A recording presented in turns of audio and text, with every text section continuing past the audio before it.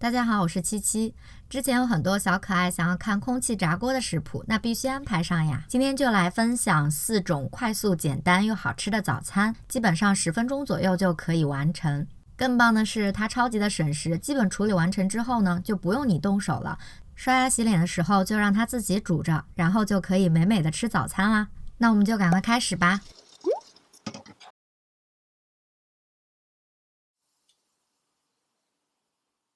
在吐司的表面和底面都薄薄的涂上一层黄油，放上几片你喜欢吃的芝士，当然这些都可以自己调整量。放入已经预热的空气炸锅，大概190摄氏度，8分钟左右就可以了。中间可以来翻个面。面包的外面烤得非常的酥脆酥香，然后里面的芝士呢也都全部的融化了，是可以流心儿的那种柔软的感觉。大家都解锁了哪些吐司的新吃法呀？也可以在弹幕或评论里分享一下哈。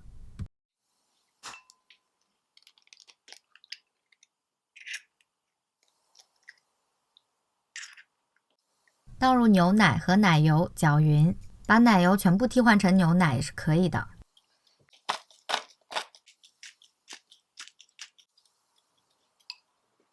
小碗里面可以喷一些油，然后把它抹匀，薄薄的一层就可以了。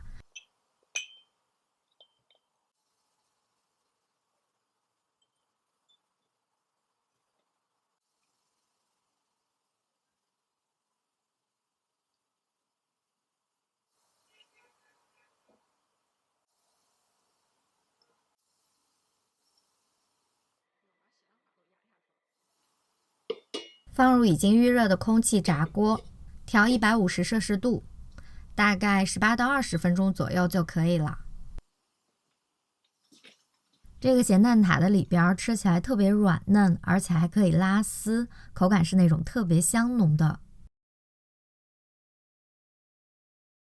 先来调一个待会儿要用在汉堡里的酱，一些芥末籽加上美乃滋，基本上1比1，再加一些盐跟黑胡椒，还有柠檬汁，柠檬汁可以多加一点。如果你单尝酱有一点酸的话，不要怕，完全没有任何问题。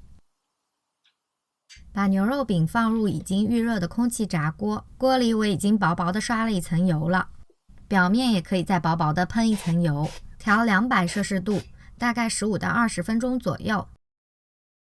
在面包上薄薄的刷上一层黄油，把面包放入炸锅里，上面再放上一片芝士，依然是调整200度，大概5分钟左右就可以了。接着就是组装汉堡的时候啦，就把准备好的肉排、酱，我还会加一些苹果、番茄跟生菜，然后把它们组装起来就大功告成啦。那你们觉得汉堡里面最必不可少的灵魂是啥呀？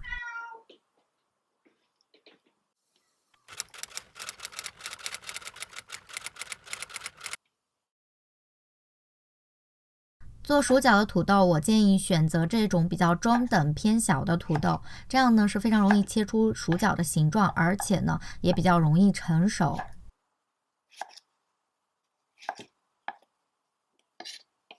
切好的薯饺反复的淘洗几次，去除表面的淀粉，之后放在锅里，开水下锅，锅里面加一点白醋，大概煮5分钟左右。煮好的土豆就把它散开晾凉，晾凉之后我们就来调味。这样把土豆煮一下呢，它是更加的容易成熟的。当然，如果说不赶时间的话，也可以把它放在冷冻柜，再冻一会儿，再拿出来炸，它会更加的酥脆好吃的。